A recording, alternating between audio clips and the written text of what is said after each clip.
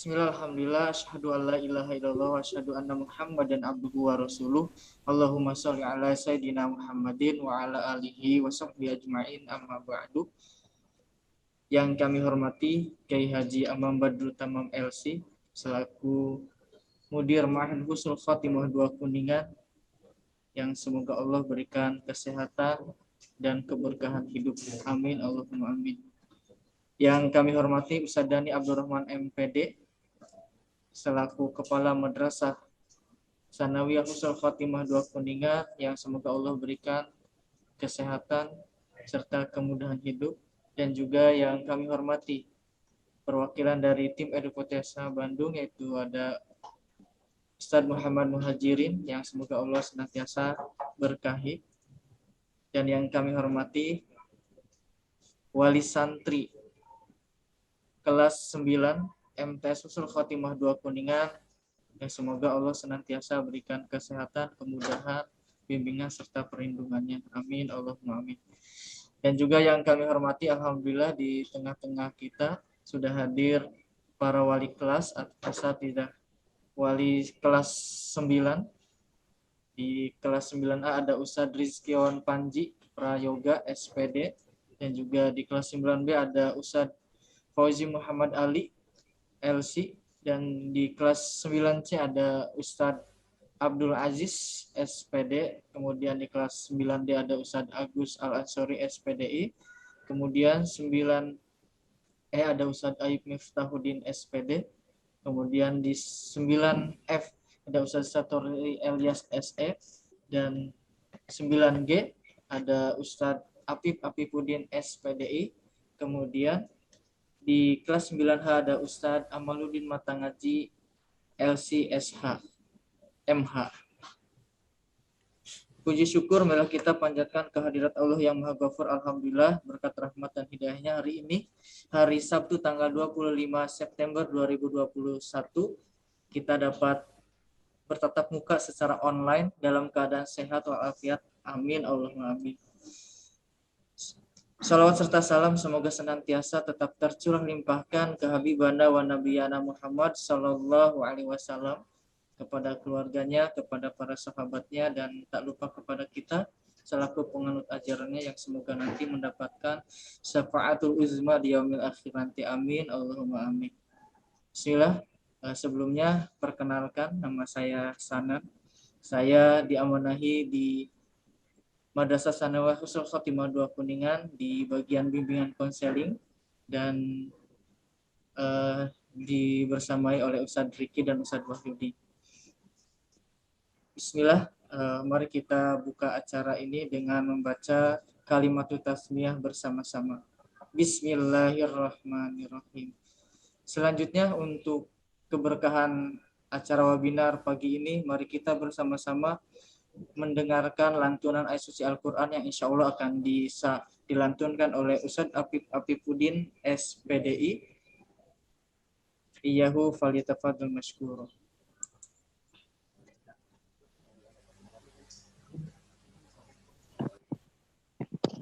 Assalamualaikum warahmatullahi wabarakatuh. Waalaikumsalam warahmatullahi wabarakatuh.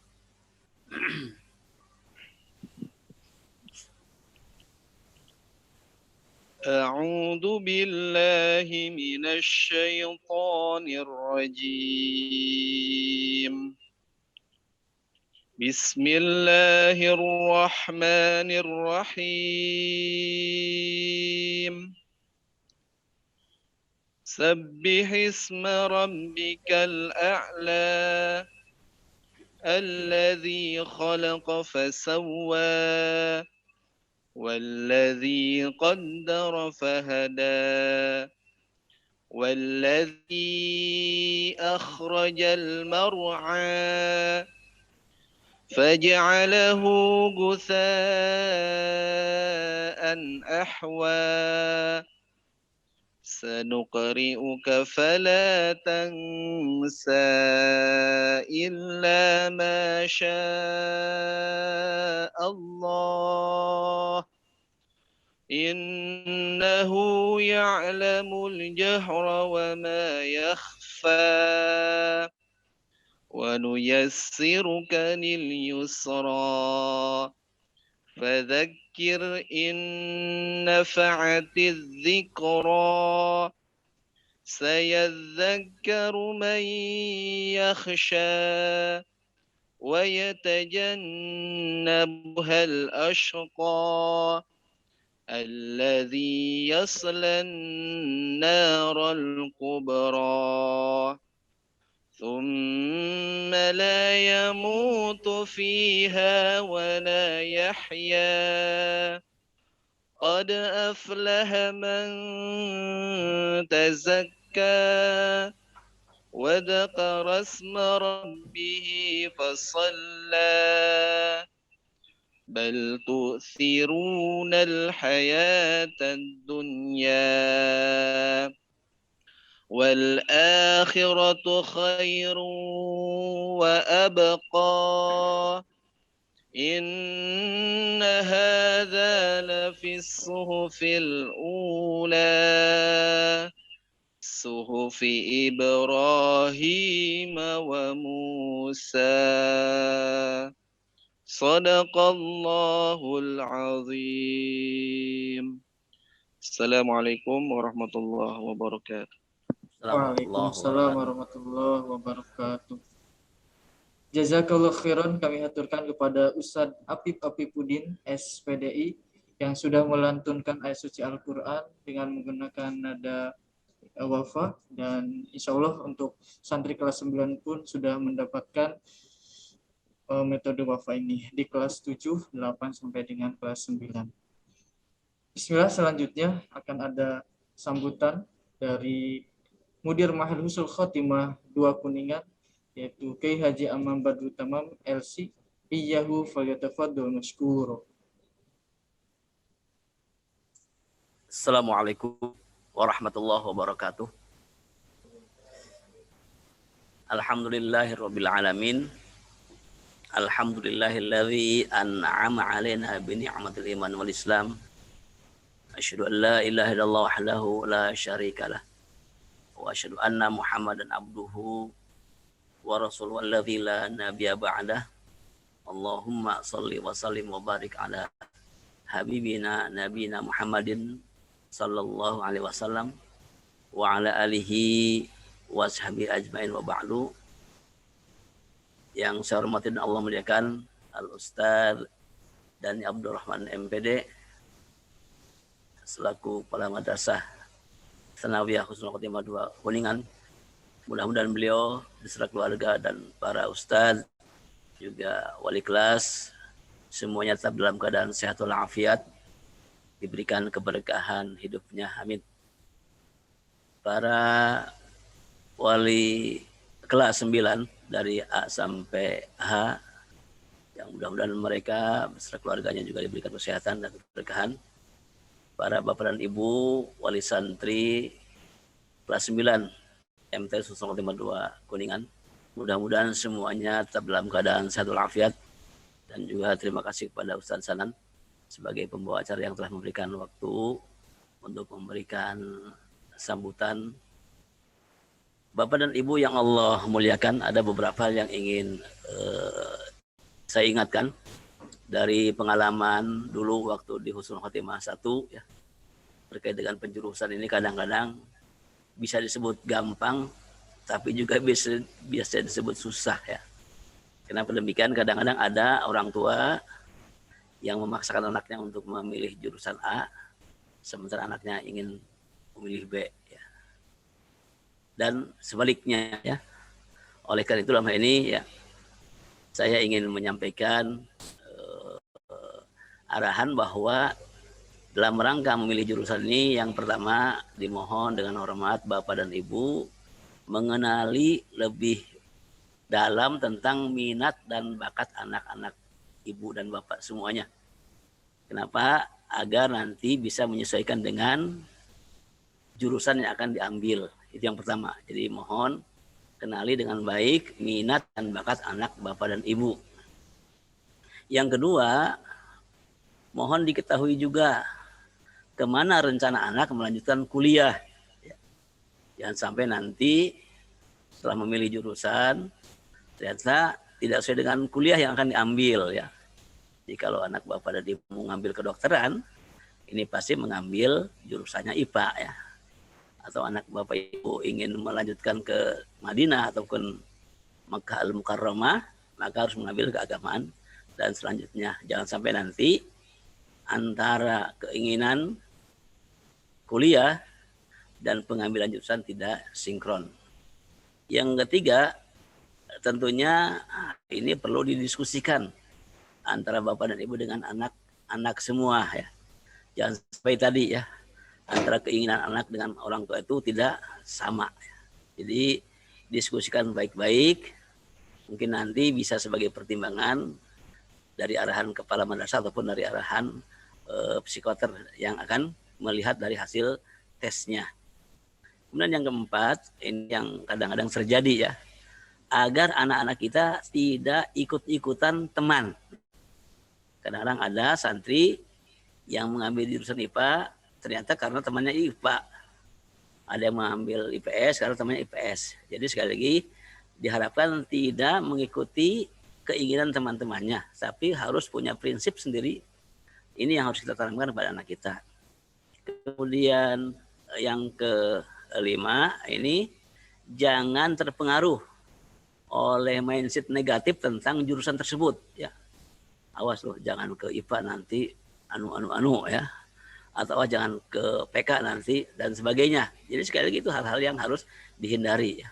Oleh karena itu mudah-mudahan dengan 5 cara ini bapak dan ibu bisa mengarahkan anaknya atau anaknya bisa memahami apa yang diharapkan orang tua. Jangan sampai terjadi anaknya ingin mengambil IPA sementara orang tuanya ngambil PK. Kenapa? Karena anaknya ingin kedokteran, orang tuanya ingin mengarahkan agar ke Madinah biar bisa ketemu tiap tahun kalau haji umpamanya begitu ya. Nah oleh karena itu mudah-mudahan dengan 5 hal tadi ya, insya Allah anak kita apapun jurusannya menurut saya baik, kembali kepada nanti kepada dirinya ya. Jangan sampai hal-hal yang diinginkan orang tua, hal-hal yang diinginkan kita tidak sesuai dengan yang diinginkan anak. Mohon maaf, anak-anak kita sekarang beda dengan kita dulu ya. Kalau kita mah dulu ya sami'na wa ata'na kepada orang tua. Kalau anak sekarang ya kadang-kadang punya pilihan sendiri. Oleh karena itu saya ingin mengingatkan ulang, pertama kenali minat dan bakat anak kita, kemudian ketahui kemana dilanjutkan kuliahnya, yang ketiga diskusikan hal ini kepada anak kita, yang keempat tidak boleh ikut-ikutan, dan yang kelima tolong mindset negatif dalam jurusan tersebut jangan dijadikan dasar. Demikian saja, terima kasih, mohon maaf atas kekurangannya. Akhirul kalam, assalamualaikum warahmatullahi wabarakatuh. Waalaikumsalam warahmatullahi wabarakatuh. Jazakallah khairan, kami aturkan kepada Kiai Haji Amam Badrut Tamam LC selaku Mudir Ma'had Husnul Khotimah Dua Kuningan yang sudah memberikan sambutannya. Semoga beliau senantiasa diberikan kesehatan, bimbingan, perlindungan, serta ridho Allah Subhanahu wa Ta'ala. Amin. Selanjutnya, bismillah, insyaallah akan ada prakata dari Kepala Madrasah Sanawiyah Husnul Khotimah Dua Kuningan kepada Ustadz Dani Abdurrahman MPD, iyyahu falyatafaddal mashkura.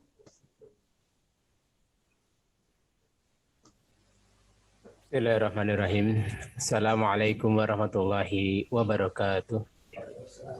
Alhamdulillah wa syukurillah wa la haula wa la quwwata illa billah. Asyhadu an la ilaha illallah wahdahu la syarikalah wa asyhadu anna Muhammadan abduhu wa rasulullah nabiyya ba'd. Allahumma shalli wa sallim wa barik ala Muhammad wa ala alihi wa sahbihi ajmain. Terima kasih kepada pembawa acara yang kami hormati pimpinan Pondok Pesantren Husnul Khotimah Dua Kuningan Al-Mukarram Kiai Haji Amam Badrut Tamam LC. Mudah-mudahan beliau beserta keluarga senantiasa dalam lindungan Allah Ta'ala, dan tentu istri tercinta beliau di sana diampuni perdosaannya, diterima amal ibadahnya. Kemudian yang kami hormati para Bapak dan Ibu wali santri kelas 9, rekan-rekan wali kelas 9 yang hadir bersama kita. Pada kesempatan kali ini, kami mengaturkan terima kasih atas kehadiran Bapak Ibu semuanya, meluangkan waktu untuk sama-sama mendengarkan pemaparan hasil psikotes yang telah dilaksanakan diikuti oleh anak-anak kita beberapa pekan ke belakang. Bapak Ibu yang kami hormati, tes psikotes yang kita lakukan ini merupakan bagian dari langkah-langkah madrasah dalam upaya memfasilitasi, memediasi karir santri ke depannya seperti apa, karena memang ini berkaitan dengan penjurusan di kelas 10. Kalau kita yang lahir di era 80-an, penjurusan itu ada yang di kelas 12, seperti saya alami adalah di kelas 12, ada yang juga mengalami di kelas 11, dan sekarang beberapa di sekitar 6 tahunan ini memang penjurusan itu di kelas 10. Jadi persiapan yang harus dilakukan adalah memang di kelas 9 atau di penghujung di level sanawi. Bapak Ibu yang kami hormati, saya selaku kepala madrasah dan juga selaku pembina angkatan kelas 9. Hampir tiap pekan kami bersama dengan angkatan melakukan evaluasi, baik itu kegiatan, pencapaian muqarrar, maupun problem-problem yang dihadapi anak-anak di asrama maupun di madrasah. Salah satu temuan yang saya temukan adalah anak-anak kita masih banyak saya temukan belum memiliki target dan tujuan yang jelas kaitan dengan penjurusan. Ketika saya tanya ke si A misalnya, antum pilih mana? Saya pilih IPA, Ustadz. Kenapa? Saya temannya ada kebanyakan di IPA seperti itu. Itu salah satu faktornya adalah kaitan dengan teman. Kemudian yang kedua, ada yang memilih di IPS. Kenapa antum milih IPS? Lebih santai, Ustadz. Nah, ini yang perlu kita luruskan bersama, bahwa ketika anak-anak memilih jurusan IPA, IPS, PK, ini seharusnya anak sudah sadar dan menyadari bahwa jurusan ini sesuai dengan kemampuan dan minat anak itu sendiri. Dan tidak sedikit juga sih sebenarnya yang saya temukan anak-anak yang sudah punya target yang jelas. Ada yang ingin ke Madinah, ada yang ingin ke Mesir, ada yang ingin ke Turki, ada yang ingin ke perguruan tinggi unggulan di dalam negeri, baik sains maupun sosial. Ketika menemukan anak seperti itu, saya bangga ya, artinya anak sudah memiliki target dan tujuan yang jelas, kemudian arah yang jelas. Namun yang problem adalah ketika saya menemukan anak-anak yang belum punya punya pilihan yang mantap. Bapak Ibu yang saya hormati, dalam hal penjurusan ada beberapa indikator yang nanti bisa dijadikan sebagai bahan rujukan. Yang pertama adalah nilai rata-rata kelas semester 1 kelas 7 sampai dengan semester 5 kelas 9 ini dirata-ratakan di mata pelajaran yang memang menjadi penekanan. Misal di IPA ada IPA dan matematika, IPS di IPS dan sosial, kemudian berikutnya di pelajaran untuk PK di pelajaran mata pelajaran syar'i. Sehingga nanti kita lihat rata-rata ini di mata pelajaran tersebut. Kemudian berikutnya, pertimbangan yang kedua adalah minat santri yang nanti diisi dalam angket pelanjutan. Yang ini nanti harus diketahui oleh orang tua. Maka nanti juga kami akan memberikan kesempatan kepada Bapak Ibu semuanya untuk bisa berdiskusi dengan anak secara langsung terkait dengan mengambil keputusan bersama masalah pelanjutan. Kemudian yang ketiga, ini kami bekerjasama sudah berapa, yang keempat kalau tidak salah dengan Edupotensia, kami percayakan ke Edupotensia untuk bekerjasama dalam hal tes psikotes. Nah nanti dari rekan-rekan Edupotensia akan menjelaskan cara bacanya. Kalau kami harus menjelaskan pun tidak bisa utuh memberikan penjelasan karena memang yang lebih berkompeten adalah di rekan-rekan di Edupotensia. Dengan 3 pertimbangan ini diharapkan nanti Bapak Ibu semuanya dan juga para santri ketika memilih penjurusan sudah betul-betul berdasarkan pertimbangan yang matang. Itu barangkali sebagai prakata dari kami, mudah-mudahan acara ini bisa berjalan dengan baik. Bapak Ibu semuanya bisa membersamai anak-anak kita dalam masalah penjurusan, sehingga anak-anak kita bisa menjadi anak yang pribadi yang unggul dengan potensinya masing-masing, dan tentunya soleh di dunia dan akhirat. Terima kasih. Assalamualaikum warahmatullahi wabarakatuh. Waalaikumsalam warahmatullahi wabarakatuh. Jazakallah khairan, kami haturkan kepada Ustadz Dhani Abdurrahman MPD yang sudah memberikan sambutan dan prakatanya. Semoga Allah senantiasa berikan kesehatan serta keberkahan hidup. Amin, Allahumma amin. Alhamdulillah, selanjutnya insya Allah kita akan masuk ke sesi acara inti, yaitu sosialisasi pemaparan hasil dari psikotes penjurusan dari perwakilan tim Edupotensia Bandung. Oleh karena itu, kepada wali santri untuk menyimak baik-baik, nanti juga bisa insya Allah akan kami buka sharing dalam kesempatan webinar kali ini. Nanti bisa juga disampaikan oleh beliau, mungkin nanti akan ada cakupan dari aspek bakat, kemudian analisis minat karir, bidang pekerjaan, kemudian sampai dengan gaya belajar. Dan nanti juga bisa ditanyakan oleh wali santri kelas 9, misalkan contoh kecil, kalau misalkan dapat dengan PP-nya sekian, kemudian gaya belajarnya misalkan visual, kemudian hasilnya IPA, tapi kok di pekerjaannya justru malah lebih kepada untuk jurusan IPS. Itu juga bisa ditanyakan mungkin karena beberapa wali santri yang sudah menanyakan hal itu. Oke, langsung saja kepada Ustadz Muhammad Muhajirin, perwakilan dari tim Edupotensia Bandung. Iyahu falyatafadhal mashkura. Baik, terima kasih Ustadz Sangan. Bismillahirrahmanirrahim. Assalamualaikum warahmatullahi wabarakatuh. Waalaikumsalam warahmatullahi wabarakatuh. Yang kami hormati pimpinan Pondok Pesantren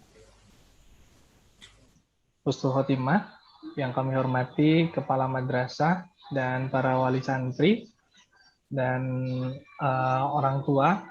Hari ini insya Allah alhamdulillah ini sudah kesekian kali Edupotensia, kami Biro Konseling Edupotensia yang saat ini berkantor ada di beberapa wilayah, tapi pusat kami di Bandung. Hari ini ingin membantu Bapak dan Ibu sekalian dalam memahami hasil psikotes yang telah kami lakukan kepada putra-putra Bapak dan Ibu sekalian. Alhamdulillah atas kepercayaan ini insya Allah kami akan menjelaskan terkait dengan mulai dari paradigma atau peluang karir di masa depan terlebih dahulu Bapak dan Ibu. Jadi mohon izin Pak Ustadz, saya menyampaikan materi terkait dengan peluang karir dan nanti penjelasan terkait dengan hasil psikotes. Baik, Bapak dan Ibu sekalian, perkenalkan nama saya Muhammad Muhajirin, maaf, ini belum tayang.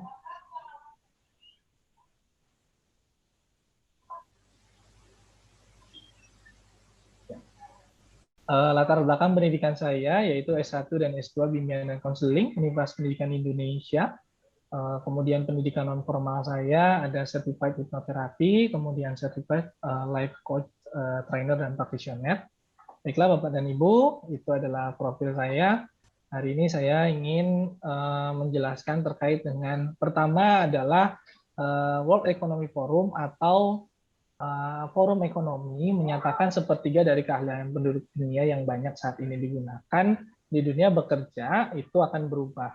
Dan tahun 2019 kita mengalami pandemi COVID. Lebih tepatnya tahun 2020 semua waktu tahun kemarin juga anak-anak dipulangkan dari pondok pesantren dan seterusnya. Dan ini merubah peta perpolitikan dunia, peta ekonomi dan seterusnya, termasuk di dalamnya nanti terkait dengan lapangan pekerjaan. Nah, hal ini membuat industri utamanya terkait dengan kecerdasan buatan dan robot-robot industri semakin meningkat permintaannya. Sehingga Bapak dan Ibu ketika kita ingin mengarahkan putra-putri kita, mungkin informasi-informasi ini juga perlu kami sampaikan agar bisa menjadi acuan ketika nanti berdiskusi dengan putra-putri Bapak dan Ibu sekalian. Nah, Tujuan dari asesmen psikologis atau psikotes itu adalah memotret potensi mulai dari kecerdasan, kemudian bakat, kemudian minat karir, kemudian gaya belajar, dan yang terakhir adalah kepribadian atau tipikal temperamen putra-putri Bapak dan Ibu sekalian. Nah, terkait dengan hal ini semua, kita menyadari bahwa di masa depan saingan kita itu bukan hanya dengan manusia, tetapi dengan artificial intelligence. Nah, ketika ada yang namanya konsep IoT, atau mungkin Bapak dan Ibu mungkin ada di bidangnya saat ini, bahwasanya Bapak dan Ibu ada yang namanya Internet of Things, di mana semua data itu dikumpulkan dalam suatu server tertentu, kemudian diolah dan ditampilkan dan menjadi aplikasi atau aplikasi kecerdasan buatan yang membantu kehidupan kita di masyarakat. Dan ini tentunya sangat mengubah paradigma dan budaya kehidupan kita di masyarakat. Nah, hal ini membawa dampak juga terhadap nanti pemilihan bidang studi, baik itu yang prodinya IPA, prodinya IPS, ataupun yang pendidikan keagamaan. Sehingga betul seperti yang disampaikan oleh pimpinan pondok pesantren, bahwasanya hal ini berbeda tentunya yang perlu kita sikapi bersama. Nah, hari ini kita menghadapi putra-putri kita yang akan masuk ke level MA atau ke level SMA. Nah, sehingga proses ini adalah tepat. Tetapi nanti kita akan lihat hasilnya itu akan bervariasi ketika setelah kemarin kami dapatkan hasilnya. Ya, berarti ada mungkin yang masih rendah di minatnya, atau misalkan bakatnya itu sudah ketahuan mana yang tinggi, mana yang perlu dioptimalkan kembali gitu. Berikutnya adalah Bapak dan Ibu terkait dengan laporan dari organisasi buruh internasional. Jadi organisasi buruh internasional itu sudah menyatakan bahwa 56% khususnya pekerjaan di Indonesia akan tergantikan oleh robot dan otomatisasi. Artinya Bapak dan Ibu sekalian, hal ini yang perlu kita sikapi terkait dengan peluang pekerjaan putra-putri kita di masa depan, atau peluang putra-putra kita di masa depan. Hal yang paling nyata itu terdampak adalah dunia pariwisata, mulai dari hotel, restoran, perdagangan retail, konstruksi, pabrik-pabrik, dan seterusnya. Nah, yang mungkin saat ini Bapak dan Ibu ada di dalamnya juga. Kemudian yang relatif tidak tersentuh, ini yang berpeluang juga, itu ada pendidikan, kesehatan, pelatihan, dan pekerja sosial. Nah, ini yang relatif aman sebenarnya. Nah, kita lihat contoh, kalau mungkin di luar negeri itu, Bapak dan Ibu sudah seperti ini minimarket. Dan kalau misalkan Bapak dan Ibu mungkin ada pengusaha, atau misalkan putra-putri Bapak dan Ibu nanti berbisnis di retail, otomatis ke depan itu akan konsepnya kalau di Amazon Go, itu seperti ini Bapak dan Ibu. Jadi mereka sudah hampir tidak menggunakan personil, kecuali hanya untuk meletakkan barang di rak. Nah, di rak semuanya sudah menggunakan sistem sensor, menggunakan sistem algoritma yang berbasis algoritma, dan menggunakan kecerdasan buatan.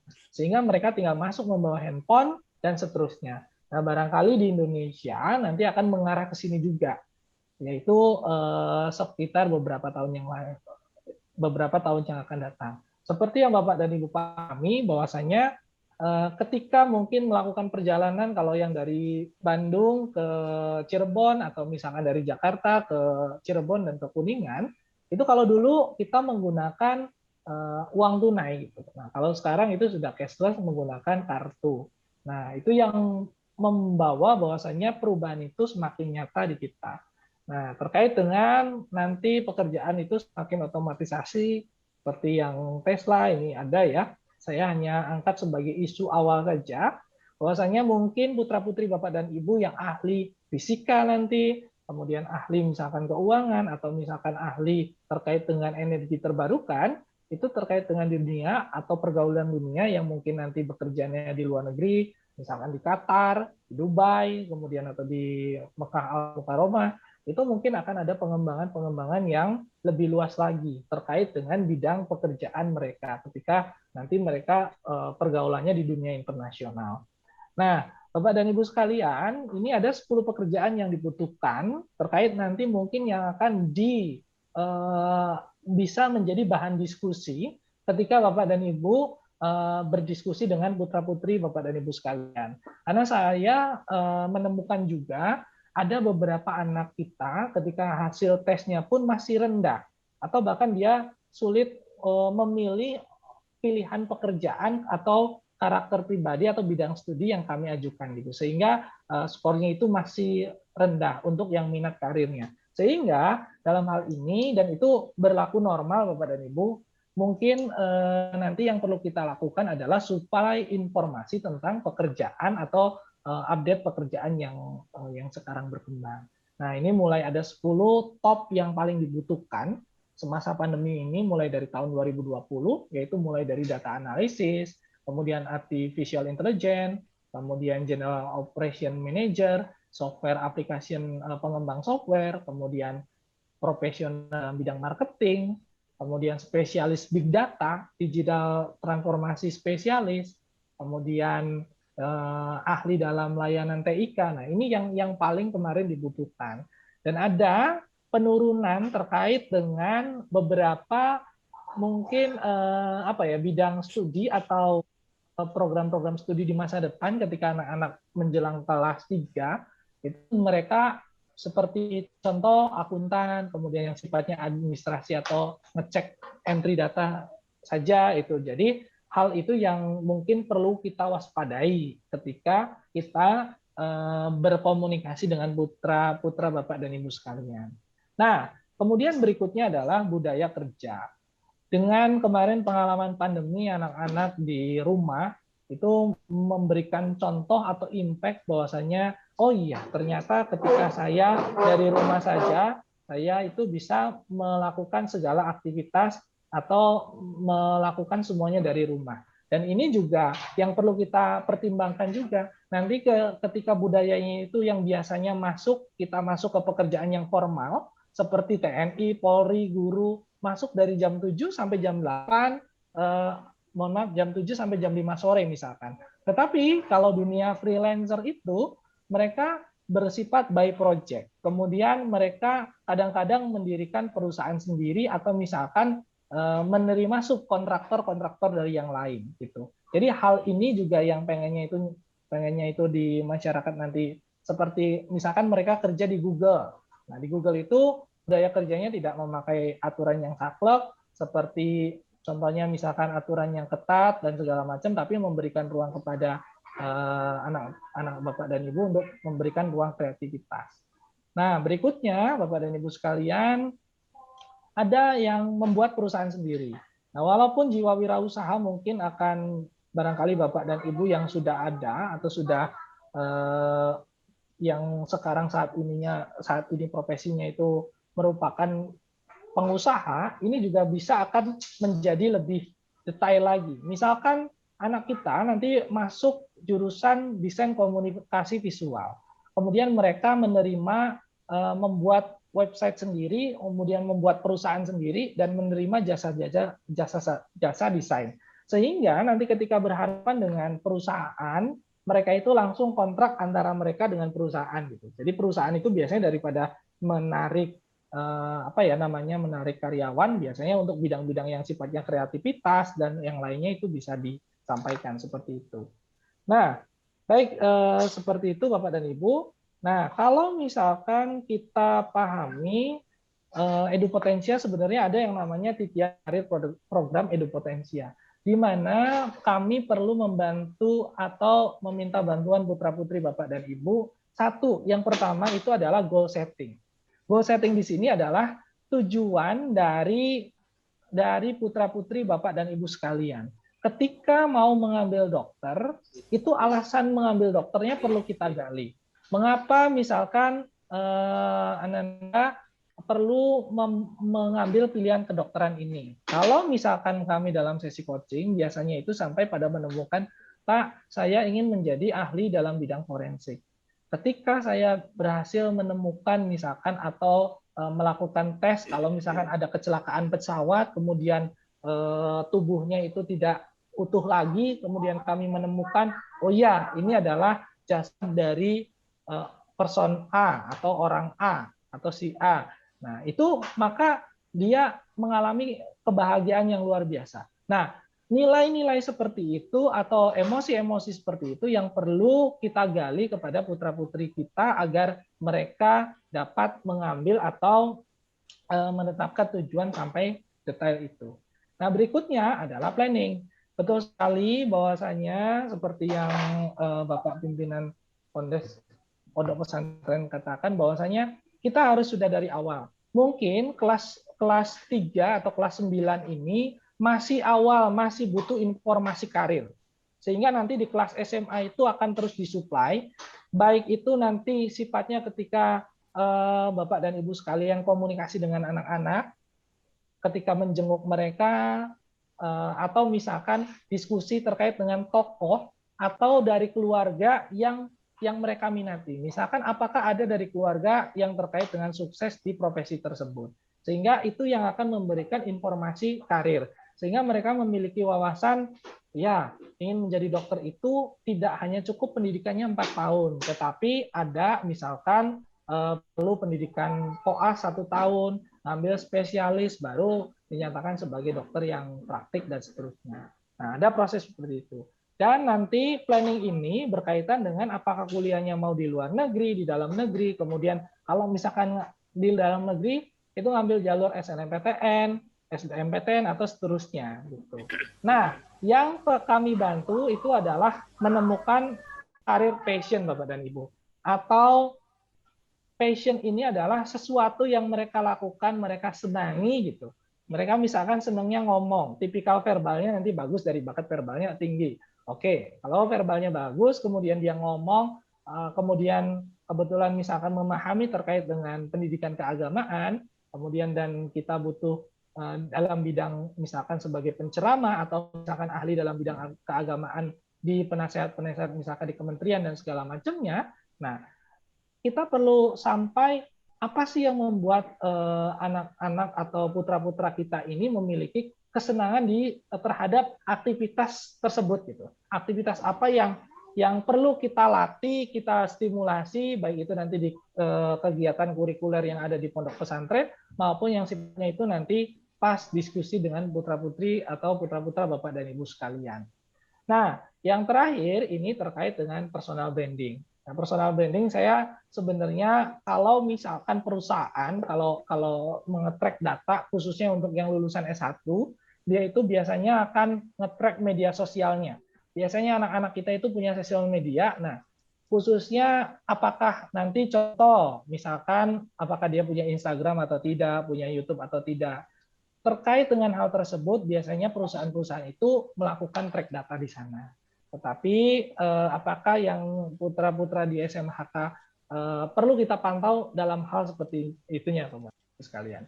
Nah, berikutnya yang ingin menjadi perhatian dari kami juga itu adalah kita melakukan penelitian terhadap anak-anak kita, yaitu teliti untuk mengenali tipe-tipe. Ada yang sudah berhasil kami ungkap berdasarkan instrumen ini. Namun ada juga yang belum. Sehingga Bapak dan Ibu sekalian perlu berkomunikasi misalkan mulai dari minat pekerjaan atau minat sebagai hobi saja. Jadi hobi ini hanya kesenangan saja, tidak mau dijadikan pekerjaan. Atau misalkan hobi ini memiliki potensi income. Sehingga ketika dia melakukan hal tersebut, dia juga dibayar gitu. Misalkan contoh ini saya contohkan ya dari artikel, ada yang namanya Jennifer Hugh, dia itu seorang yang kuliahnya di bidang statistika, di bidang matematika, tetapi karir dia itu karena senangnya menulis, dia itu malah menjadi konten marketing. Nah, jadi tulisan-tulisannya itu kontennya tentang data gitu, data science gitu. Dari sana dia buat narasi, kemudian dia mendapatkan income dari sana. Nah, itu polanya seperti itu. Kemudian berikutnya adalah minat pada bidang studi. Nah, ini yang perlu nanti kita coba. Tadi sudah disebutkan oleh Bapak Kepala Madrasah bahwasanya minat bidang studi yaitu IPA, kecenderungannya seperti bidang IPA, bidang studi IPA atau matematika, IPS dan yang lainnya. Nah, ini juga kita perlu tajamkan. Kalau misalkan kalau dirasa misalkan di SMP masih general, khususnya pelajaran fisika, biologi, dan seterusnya itu masih terangkum dalam pelajaran mata bidang studi IPA atau IPS-nya itu misalkan tentang sejarah dan seterusnya, itu yang perlu kita teliti nilainya. Rata-rata dan segala macamnya itu kita coba catat mana yang unggul. Nah, dari sana memang tahapannya itu belum mengkerucut Bapak dan Ibu ya, kalau secara tugas perkembangan karir di usia MTS ini. Perlu diperkuat di usia MA. Gitu. Nah, minat pekerjaan yaitu kegiatan yang disukai pada bidang pekerjaan tertentu sebagai bagian dari karir dalam hidupnya. Barangkali Bapak dan Ibu ketika anak Bapak dan Ibu dari kecil itu sudah terngiang, "Mah, aku ingin jadi dokter." Nah, apakah kita cek nanti profesinya itu benar masih konsisten jadi dokter apa tidak sih gitu. Sampai detik ini, sampai dia usianya itu kelas 9 ini. Kalau misalkan usia kelas 9 ini udah konsisten dari misalkan awal, kemudian dia kesukaannya melakukan aktivitasnya walaupun mungkin kalau yang di pondok pesantren itu lebih jauh interaksinya, tetapi kan ada ketika obrolan-obrolan tertentu itu sudah masuk ke dalam materi informasi tentang pekerjaan. Nah, itu Bapak dan Ibu. Nah, dari sini kami memetakan kalau bisa ini menyatukan kesenangan, bidang studi, dan income yang menjanjikan. Tapi ini pengambilan keputusannya itu nanti sebenarnya di ketika sekarang, khususnya untuk bidang yang sifatnya pemilihan IPA, IPS, dan PK. Dan ini visi masa depannya ketika misalkan contoh, Pak, hobi anak saya itu kesenangannya adalah berenang. Tetapi pada bidang studinya dia itu senang IPA. Nah, misalkan kalau SMP itu biasanya kan praktik mengenal tumbuhan dan tanaman tuh, hewan dan seterusnya. Nah, Pak,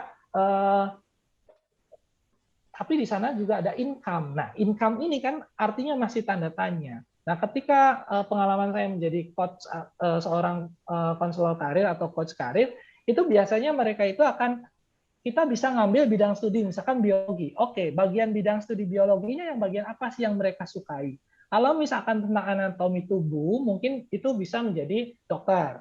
Kalau misalkan terkait dengan mikroba dan seterusnya, mungkin itu mungkin masuk ke nanti misalkan seperti di kedokteran, tetapi bagian epidemiolog atau belajar tentang virus atau belajar tentang yang lainnya. Atau misalkan lebih pada ke IPS mulai dari psikologi, kemudian dari bimbingan konseling atau konselor, atau bahkan pekerja sosial gitu. Nah, itu atau misalkan terkait dengan keuangan, akuntansi pajak, kemudian manajemen, dan seterusnya.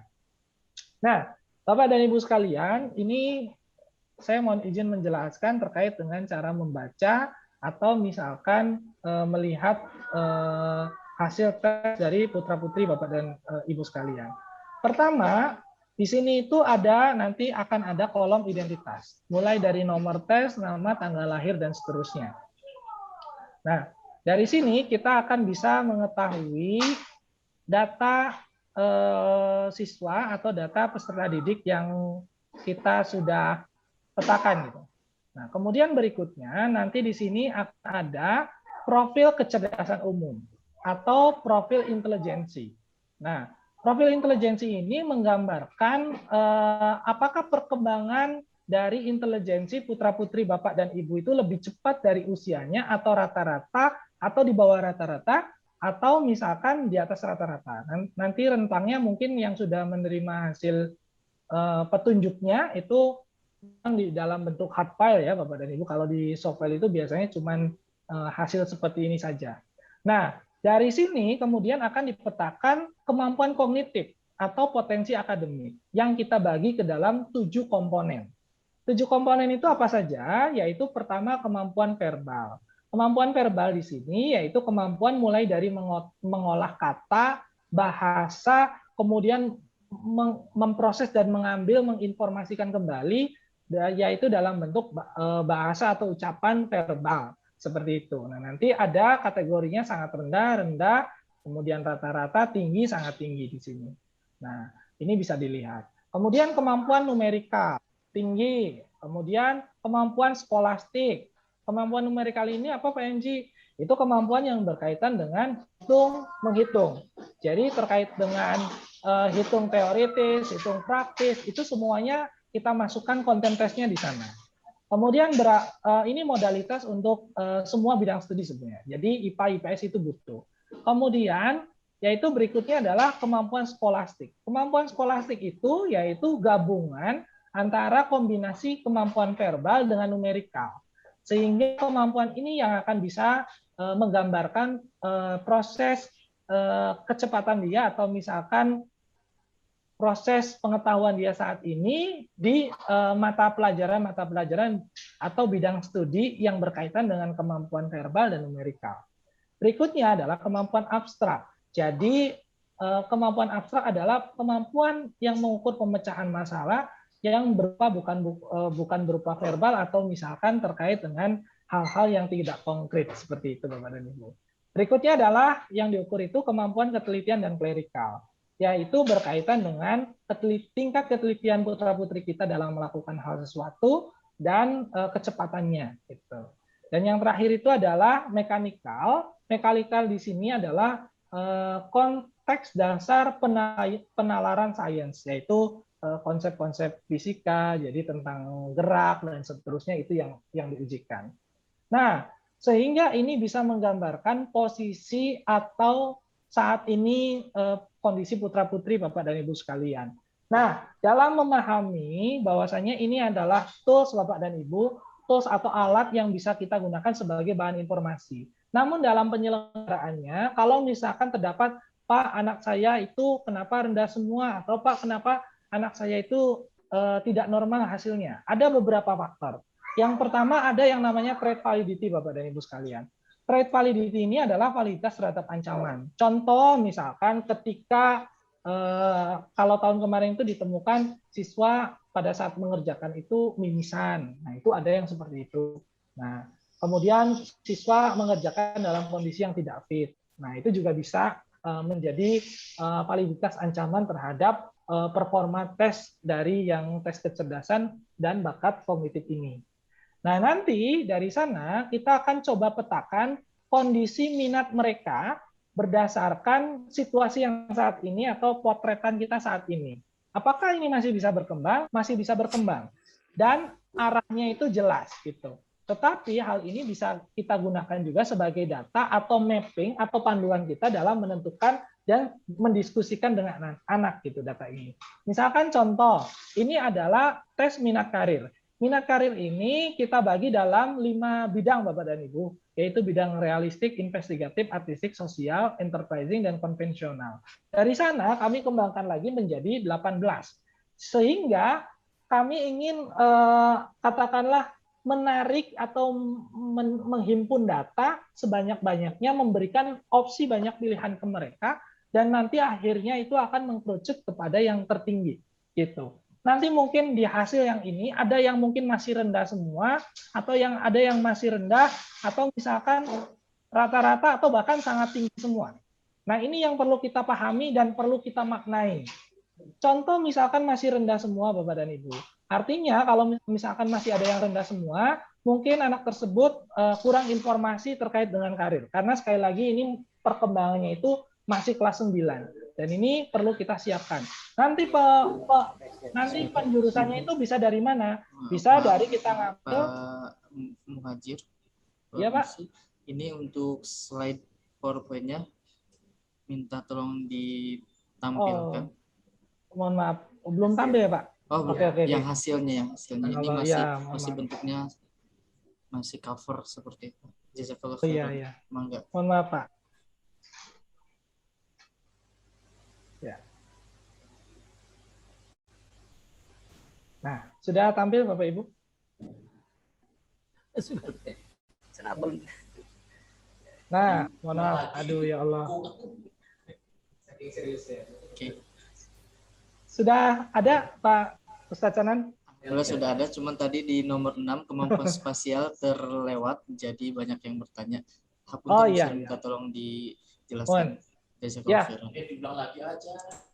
Ya, Bapak dan Ibu, jadi ini ya, saya ulangi lagi. Yang pertama itu ada identitas nanti, kemudian ada yang pertama itu tingkat kecerdasan umum atau intelijensi, yaitu ini adalah tingkat kecerdasan yang mengukur tingkat perkembangan dari tingkat inteligensi putra-putra Bapak dan Ibu sekalian. Kemudian berikutnya ada yang verbal, numerikal, skolastik, abstrak, ketelitian. Ini ya Bapak dan Ibu yang sudah saya jelaskan. Kemudian yang kemampuan spasial tadi terlewat. Nah, kemampuan spasial itu adalah kemampuan tilikan ruang yang berupa kemampuan 2 dimensi, 3 dimensi. Jadi kalau misalkan putra-putri Bapak dan Ibu mau mengambil teknik atau misalkan arsitektur, yang ini berkaitan dengan tilikan ruang. Nah, itu Bapak dan Ibu terkait dengan hal tersebut. Nah, nanti ini akan ada minat karir nih. Minat karir itu kami bagi dalam 18 bidang pekerjaan, mulai dari yang sifatnya mekanik atau realistik, kemudian protective service, outdoor. Nah, yang mekanik ini terkait dengan bidang pekerjaan teknik Bapak dan Ibu. Mulai dari misalkan teknik kimia dan seterusnya gitu, teknik mesin dan seterusnya. Kemudian berikutnya adalah protective service atau yang berkaitan dengan ilmu bidang perlindungan. Nah, nanti yang ini juga sebenarnya bisa masuk dari hukum kalau misalkan putra-putri Bapak dan Ibu berkaitan dengan pembahasan undang-undang. Tapi yang paling terkenal itu adalah TNI, Polri, Jaksa, dan seterusnya. Berikutnya adalah natur atau outdoor yang berkaitan dengan ilmu atau kesukaan terhadap alam. Nah, yaitu ilmu hewani dan seterusnya gitu ya. Tumbuhan, jadi nanti bisa masuk seperti yang tadi saya contohkan, anak itu masuk ke jurusan ilmu kelautan, ilmu pertanian, dan seterusnya.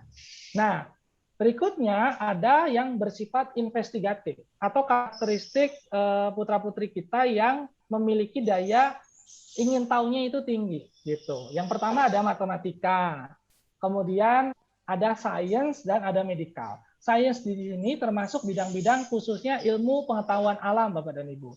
Jadi kalau misalkan di ITB itu ada fakultas MIPA gitu. Nah, itu lebih cenderung ke sana. Nah, berikutnya medical itu terentang mulai dari kedokteran, kemudian keperawatan, bidan, dan seterusnya. Kemudian berikutnya itu ada terkait dengan ilmu-ilmu sosial, Bapak dan Ibu. Nah, ilmu sosial ini cenderungnya IPS ya, atau yang kelewat nih, artistik. Nah, artistik. Artistik ini mulai ada dari creative art. Jadi creative art itu mulai dari seni seperti melukis, dan sekarang itu berkembang menjadi creative design seperti desain komunikasi visual, kemudian seni mematung, desain produk, dan seterusnya. Nah, ini masuk ke area sini. Dan berikutnya adalah performing. Performing itu mulai dari mereka menjadi aktor, atau mereka menjadi penyanyi, mereka bakat yang terpendamnya itu apa gitu. Nah, atau minatnya itu di sana atau enggak. Berikutnya adalah writing. Writing itu yang berkaitan dengan bahasa dan sastra. Intinya menulis. Nah, apakah ini bisa dikembangkan sastranya terkait dengan bidang-bidang tertentu? Bisa. Misalkan di Unpad itu ada sastra Arab misalkan, atau sastra Indonesia dan seterusnya. Itu bisa. Kemudian masuk ke berikutnya yaitu bidang sosial terkait dengan community service. Community service di dalamnya termasuk psikologi, kemudian juga konselor, pekerja sosial, dan yang lain-lain. Nah, kenapa misalkan Ustadz Sanan ada yang misalkan anaknya ke IPA tapi perguruan tingginya itu IPS atau jurusan rekomendasinya IPS atau sebaliknya. Jadi Bapak dan Ibu misalkan jurusan psikologi. Kalau misalkan ditemukan di sini community service tinggi, misalkan ya, kemudian anak diinikannya ke IPA, karena kalau misalkan kita ambil sampling, dia mau masuk jurusan psikologi ke Unpad, itu syaratnya itu harus IPA. Itu ya. Jadi kalau dari IPS itu bisa masuknya di UPI atau misalkan UI atau misalkan yang lain gitu. Karena memang spesialisasi Unpad itu biasanya klinikal dan psikometrikanya tinggi gitu untuk ininya, profil lulusan dari kampusnya. Nah, sehingga perbedaan tersebut itu muncul. Nah, kemudian bidang pendidikan. Pendidikan ini disesuaikan dengan jurusannya nanti. Kalau misalkan yang ngambil IPS, mungkin guru IPS. Kemudian yang ngambil IPA, guru IPA, matematika, kimia, fisika, biologi. Kemudian kalau pendidikan keagamaan, mungkin jadi guru PAI ataupun yang lainnya. Kemudian child care. Di sini yaitu terkait dengan peduli terhadap anak. Contohnya itu PG PAUD, gitu kan. Kemudian juga kalau misalkan kita kombinasikan childcare-nya tinggi, medikalnya tinggi, mungkin dia kalau ngambil spesialisasi itu spesialisasinya ke dokter anak. Seperti itu Bapak dan Ibu. Kemudian public speaking. Nah, yang pendidikan keagamaan itu penting juga, itu bisa masuk ke public speaking-nya. Ketika dia misalkan menjadi penceramah atau misalkan menjadi pemuka agama, kekuatan utama itu bisa juga public speaking, motivator, dan seterusnya. Dan termasuk di dalamnya misalkan anggota DPR. Itu kalau kombinasinya protective service dengan public speaking itu tepat sekali. Itu. Nah, berikutnya adalah bisnis. Bisnis ini berkaitan dengan dunia usaha. Ini macam-macam bidangnya, udah sangat luas sekali. Kemudian yang berikutnya itu marketing, terkait dengan jurusan yang bersifat pemasaran, yaitu administrasi pemasaran, administrasi. Kemudian kalau di ITB itu ada School Business Management, itu termasuk di dalamnya. Kemudian ada office. Nah, office ini berkaitan dengan kegiatan-kegiatan yang bersifat konvensional, yaitu bersifat berkaitan dengan contohnya adalah tugas-tugas administrasi. Contoh administrasi perkantoran atau yang ngurusin bagian pemberkasan dan seterusnya. Itu ada di sini. Berikutnya adalah food service, yaitu kalau misalkan Bapak dan Ibu ada yang keluarganya yang sekolah misalkan di Sekolah Tinggi Ilmu Pariwisata. Nah, di sana ada tuh yang teknik yang chef dan seterusnya itu ada di sana. Pastry ada gitu ya. Kemudian berikutnya adalah hospitality atau tourism. Nah, ini adalah terkait dengan pemasaran pariwisata, kemudian pengembangan daerah wisata, itu berkaitan dengan hal tersebut. Nah, setelah kita ketahui minatnya, Bapak dan Ibu sekalian, maka kita akan mengetahui terkait dengan gaya belajar. Kenapa kami ungkap gaya belajar ini? Agar ketika nanti guru atau misalkan wali santri atau misalkan orang tua ketika, oh ya, tipikal anak saya kinestetik, berarti gaya belajarnya apa nih yang cocok. Dan ini bisa dijadikan dasar dalam proses membuat atau katakanlah mengatur strategi pembelajaran sesuai dengan kelasnya. Nah, pasti di dalam kelas itu akan ada 3 ini. Sehingga nanti ada 3 perlakuan juga yang berbeda dari guru-guru itu. Oh iya, seperti ini. Dari siswanya nanti proses bimbingannya itu, nah misalkan kamu cocoknya, yang paling tinggi itu kinestetik. Berarti dia tidak hanya cukup untuk melihat, tetapi dia juga harus mempraktikkan, harus menerangkan dan segala macam gitu. Jadi ada proses pengembangan kurikulumnya itu nanti ada proses diskusi atau ada proses mentoring yang berkaitan dengan konteks tertentu. Nah, itu Bapak dan Ibu dari beberapa yang kami ungkap, dan yang terakhir yang kami ungkap itu adalah profil gaya temperamen. Profil gaya temperamen ini yang pertama ada profil umum, yaitu tipikal extraversion, intuition, dan seterusnya. Itu biasanya di panduan yang hard copy itu sudah ada Bapak dan Ibu ya. Cara membacanya adalah grafik kecondongan kiri apa kanan.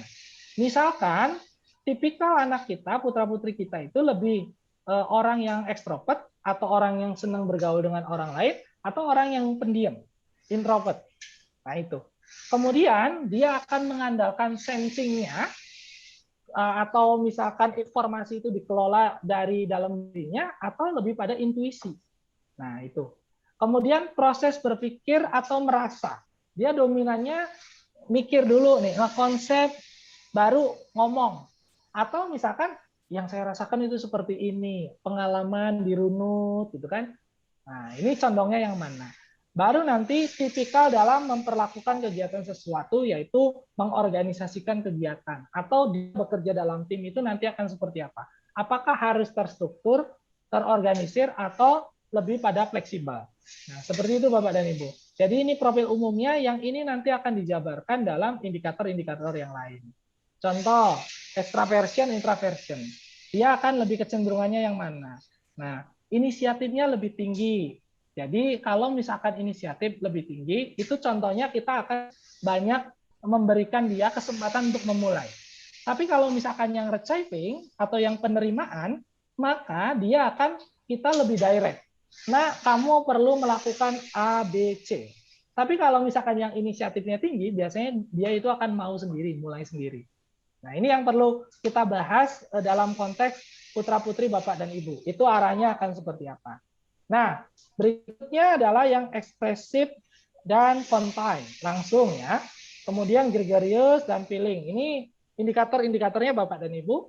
Kemudian berikutnya adalah yang ini sangat berperasa. Artinya dalam melakukan tindakan dia kalau positifnya dia akan sangat empati ke orang. Tetapi negatifnya dia akan nggak enakan.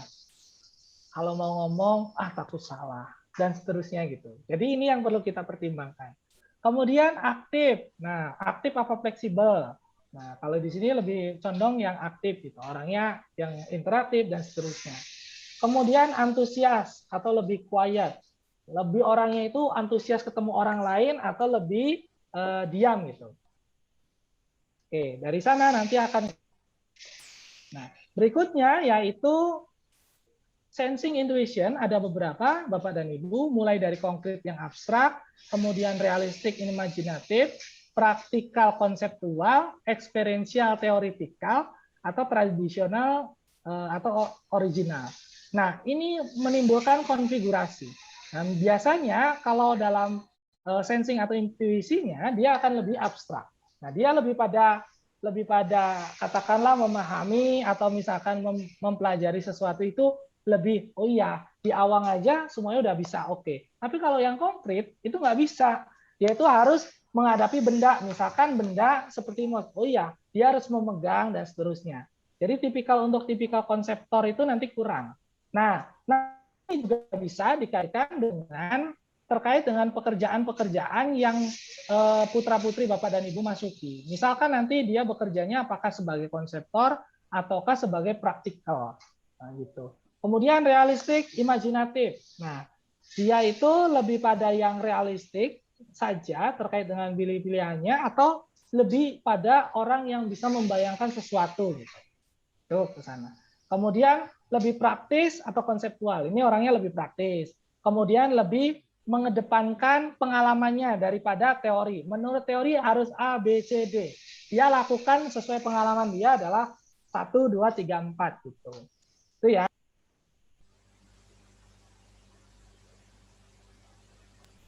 Baik Bapak dan Ibu, berikutnya adalah thinking feeling. Nah, tipikalnya itu ada logical, ada empathetic. Kemudian ada reasonable, ada compassionate, kemudian ada questioning dan atau accommodating. Kemudian ada critical, ada accepting, kemudian ada talk, ada tender. Nah, yang berikutnya yang terakhir itu adalah bagaimana dia melakukan proses yaitu mengorganisasikan. Apakah dia orangnya kalem atau orangnya yang sistematik gitu. Kemudian lebih terencana atau lebih tertutup gitu. Kemudian memulai duluan atau lebih sering enak dalam tekanan. Nah, misalkan deadline, waktunya harus beres tanggal sekian. Nah, seperti itu Bapak dan Ibu. Dari sana nanti akan ada gambaran yang tadi. Nah, ini gambaran putra-putri Bapak dan Ibu itu seperti apa gambarannya dari profil umum yang ini. Ini kan tipikalnya adalah ISFF. Nah, jadi contohnya nanti ISFF itu kodenya itu seperti ini, tipikalnya seperti ini. Nah, ini yang menggambarkan. Nah, nanti ada interpretasi simpulan dari semuanya terkait dengan simpulan termasuk simpulan kognitifnya dia juga. Dan yang terakhir itu kami sarankan, jadi ini baru saran ya Bapak dan Ibu, pengambilan keputusan itu tetap ada di Bapak dan Ibu dan putra-putra Bapak dan Ibu sekalian. Dan ini misalkan contoh matematika. Pertimbangannya apa? Yang pertama adalah kalau kita dari segi minat, itu mekanikanya tinggi. Jadi ilmu-ilmu teknik. Kemudian community service-nya walaupun ini bisa masuk dari jurusan IPS, tapi sekali lagi, nanti di MA itu mungkin dia akan berkembang minatnya itu lebih ke arah mana. Kemudian yang berikutnya itu ada dua yang sama nih, yaitu matematik dan medikal. Matematik dan medikal. Kemudian kita lihat juga, apakah bakatnya mendukung apa tidak untuk masuk ke IPA. Nah, bakatnya mendukung semua. Kemudian ininya bagaimana? Terkait dengan kecerdasannya sangat mendukung. Sehingga kami sarankan masuk ke IPA gitu. Sehingga jurusan-jurusan yang muncul juga adalah terkait dengan minatnya. Ini hasil dari interpretasi minat Bapak dan Ibu. Minimal yang ini ilmu teknik, pelayanan masyarakat, matematika, dan seterusnya. Baik, Ustadz Sanan, mungkin itu yang bisa saya sampaikan di awal. Mungkin bisa kita kembangkan dalam forum diskusi. Terima kasih.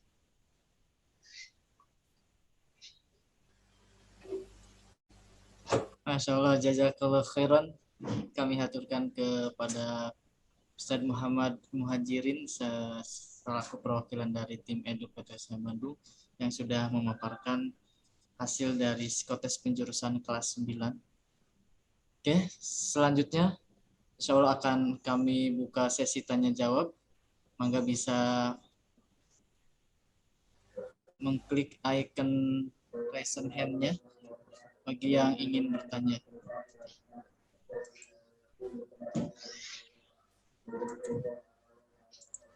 Kami persilakan kepada Wali Santri atas nama Muhammad Zufar, kelas 9A.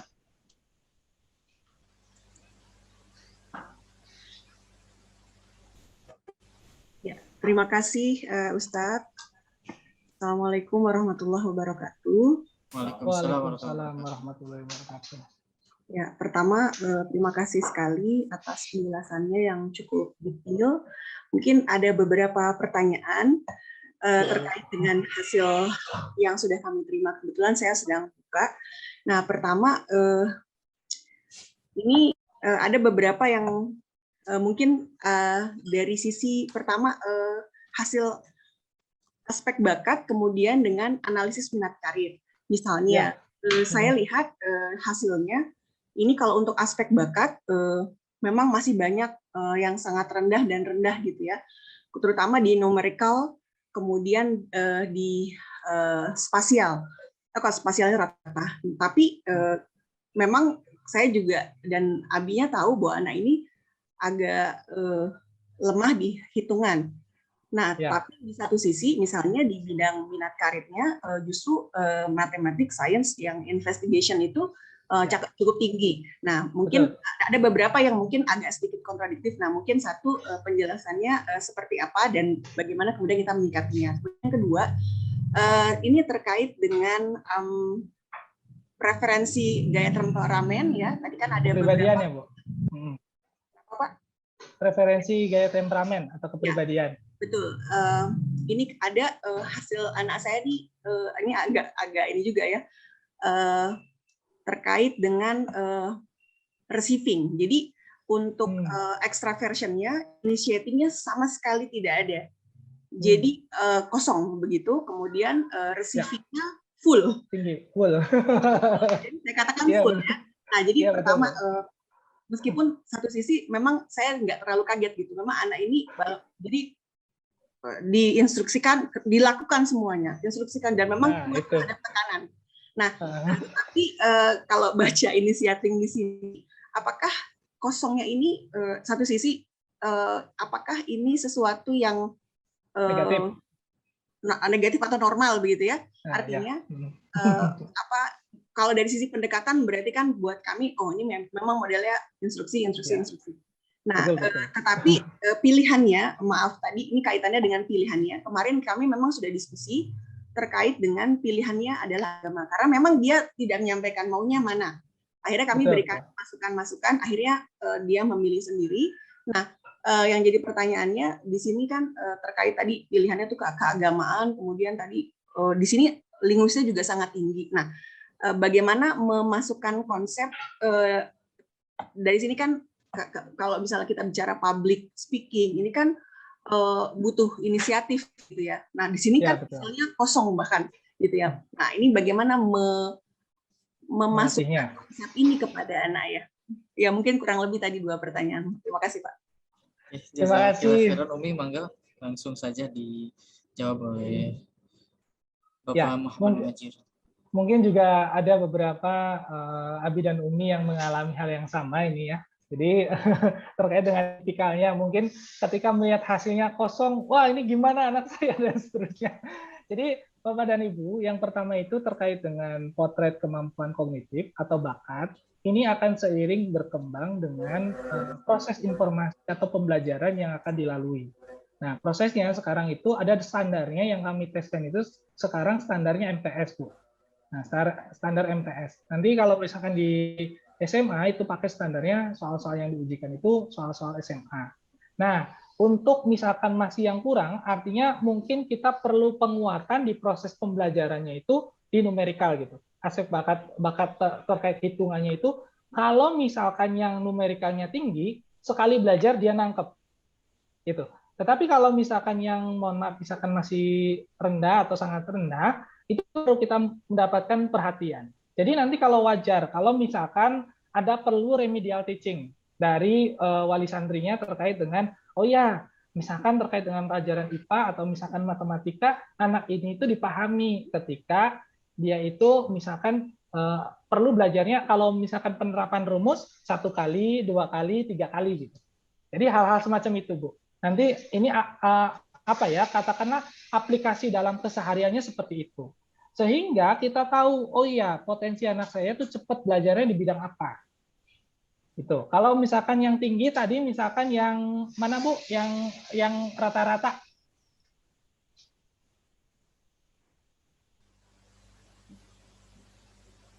Halo?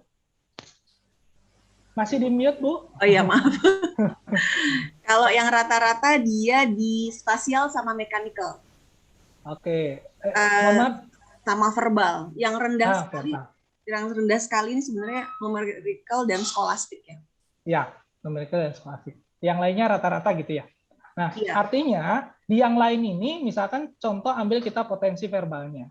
Nah, kemungkinan potensi verbal ini ketika dia masuk ke PK atau pendidikan keagamaan, yang saya ketahui, mohon diluruskan Ustaz Sanan kalau misalkan salah. Jadi biasanya itu kan belajar terkait dengan bahasa Arab dan seterusnya. Kemudian penguasaan bahasa Inggris juga ada di sana.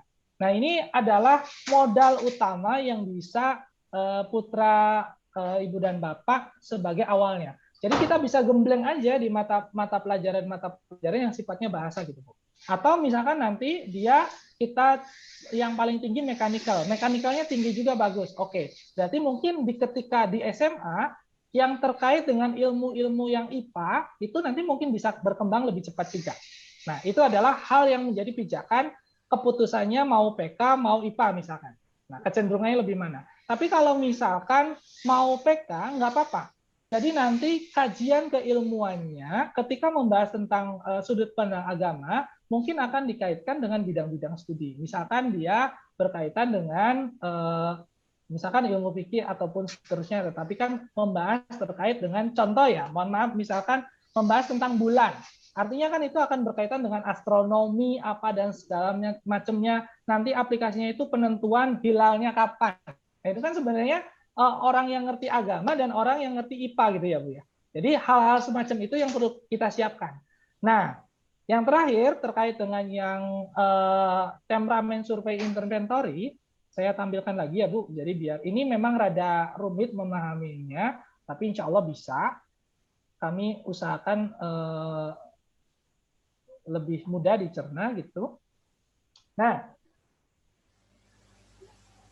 di sini Bapak dan Ibu sekalian, ini ada konfigurasinya. Kami itu ada rentang. Jadi dalam soalnya itu memang hanya 5, Bu. 5 itu dia itu pasti akan menjawab 3 dan pasti akan menjawab 2 di kutub tertentu.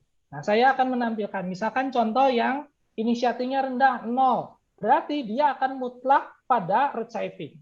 Nah, apakah maknanya? Maknanya seperti ini Bapak dan Ibu. Ini nanti yang boleh Pak, nanti Pak Ustadz Sanan ini materinya saya share ya. Terkait dengan ini, walaupun di petunjuk hasil tes yang cetak itu sudah ada.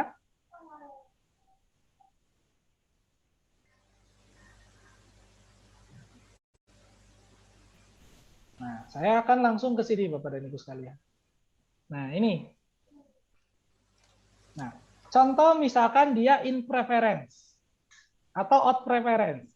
Nah, jadi kecenderungan temperamennya itu berorientasi, kalau in preference, itu berorientasi pada dunia di dalam internal diri, merupakan hasil refleksi yang akan sangat pengalaman yang dialaminya.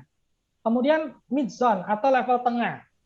Nah, yang tadi mid zone itu yang skornya 2 ke sini, 3 ke sini, itu mid zone.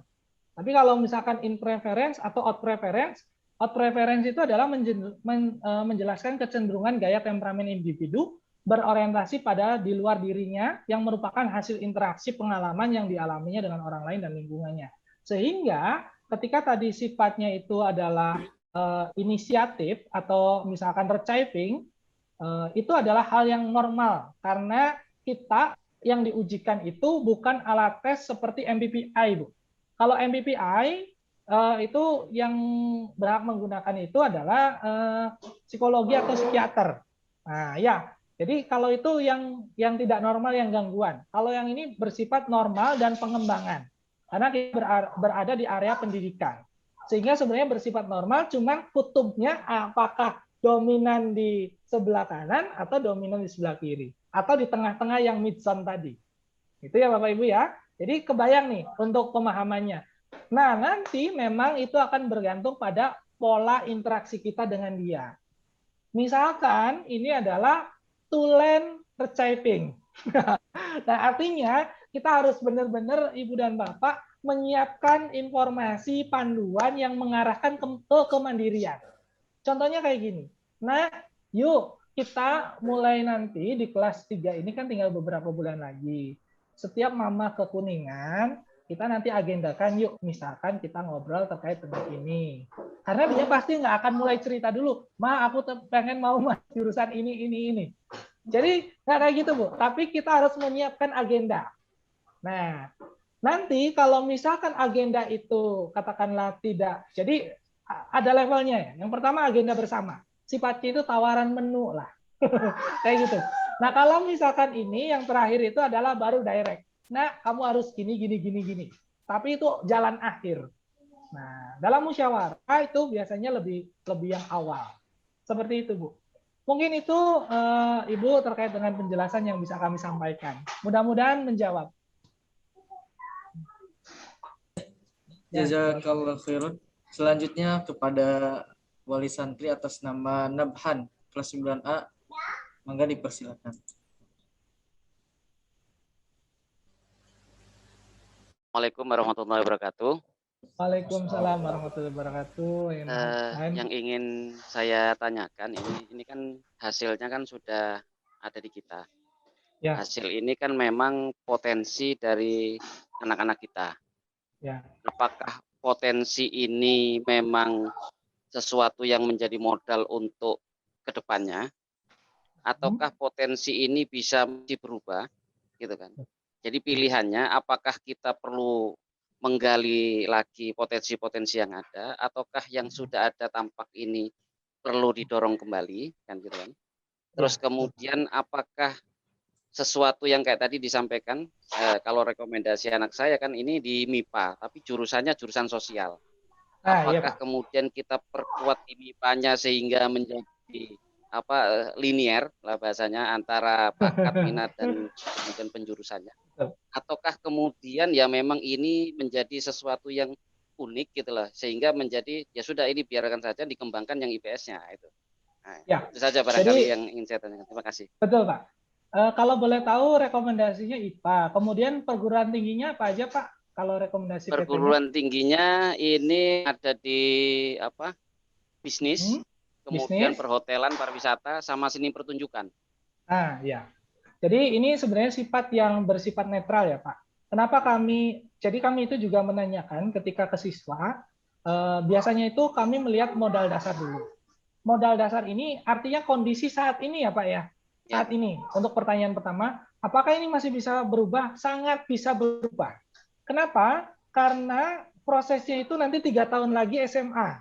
Nah, hasil akhirnya itu nanti bisa dikembangkan lagi, mengkerucut belajar itu di kuliah. Kuliah masuk ke spesialis, Pak, tertentu. Nah, hanya satu bidang kecil sendiri. Nah, jadi itu masih sangat berubah, masih sangat bisa kita kembangkan. Yang perlu kita perhatikan adalah ketika ada yang rendah, itu menjadi warning untuk kita. Artinya kita harus memberikan perhatian lebih di sana, agar semuanya normal, rata-rata.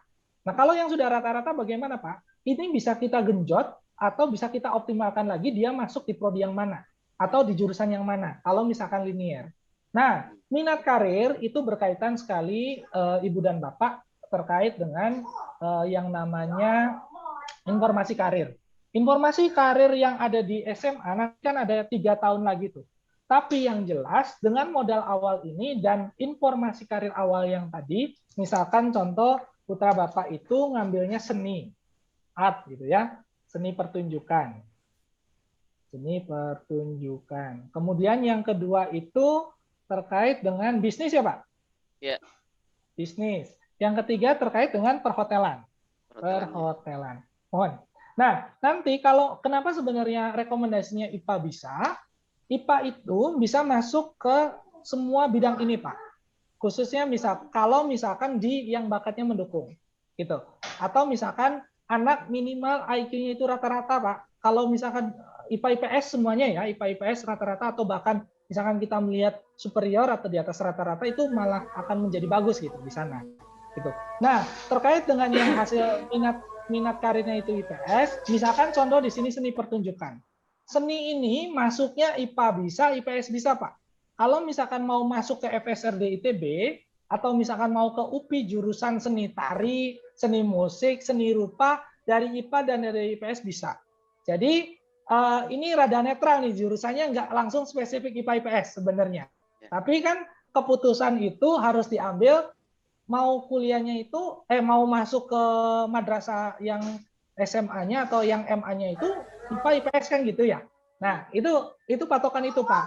Nah, ini yang perlu kita diskusikan lagi menjadi bahan diskusi kepada anak-anak. Kalau misalkan mau dilinearkan, misalkan kita ambil IPA dulu, nggak masalah. Tetapi kalau misalkan dari hasil ini dan diskusi, kemudian Bapak memvalidasi, oh iya, dari kecil itu anak senangnya desain atau senangnya seni pertunjukan acting.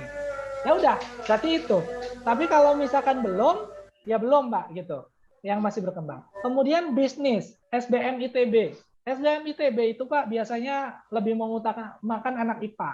Dan IPS juga bisa untuk masuk yang SBM ITB. Atau yang jurusan Business School Management.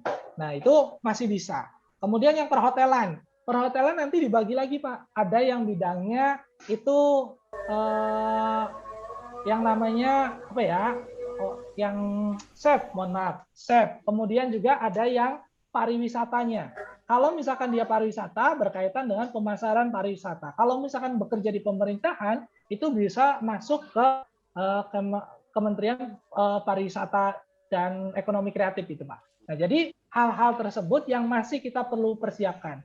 Entah sekali lagi ya, Pak ya, mau dilinearkan bisa, mau tetap mengikuti minat ini, tetapi yang perlu saya harus pastikan berkaitan kepada Bapak Ibu sekalian, ini perlu divalidasi dalam sesi komunikasi antara anak dan orang tua. Nah, nanti kalau misalkan ini belum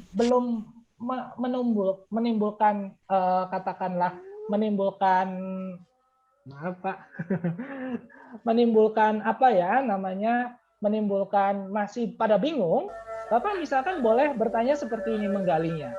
Nah, di depan kamu itu ada layar. Layar itu mungkin yang seperti kamu lihat, entah itu layar proyektor, layar laptop. Nah, bayangkan di masa depan kamu itu adalah orang yang sukses. Kira-kira aktivitas apa yang ada di sana? Adegan apa yang muncul? Kamu sedang melakukan apa? Nah, jadi itu Pak. Misalkan Pak saya itu ada di suatu pertunjukan, kemudian saya menjadi event organizer atau misalkan saya memiliki hotel, villa dan seterusnya. Gitu. Jadi pengusaha seperti itu. Nah, jadi kalau misalkan itu cocok ungkapan dia seperti itu match. Berarti artinya dia masuk dalam bidang yang nanti bisa dari social science atau dari IPA-nya gitu. Tapi kalau misalkan Pak, saya itu ketika ditanya, saya ingin jadi, ketika ditanya adegan yang muncul itu adalah, saya itu ingin misalkan praktik menangani orang yang sakit. Nah, clue-nya kan berarti itu harus IPA. Gitu ya, Pak. Jadi pola itu yang perlu dibangun lagi, Pak, komunikasinya. Terus ada sedikit ini barangkali, ini kan anaknya suka matematika, ini kan.